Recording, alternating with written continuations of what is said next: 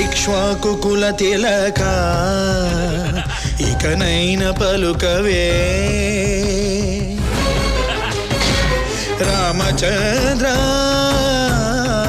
నన్ను రక్షింపగున్నను రక్షకులు ఎవరింక రామచంద్ర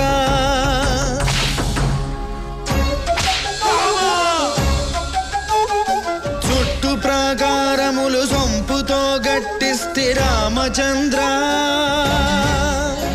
ఆ ప్రాకారముకు బట్టి 10,000 వరహాలు రామచంద్ర లక్ష్మణుకు చేయిస్తి ముత్యాల పథకము రామచంద్ర ఆ పథకానికి బట్టి 10,000 మొహరీలు రామచంద్ర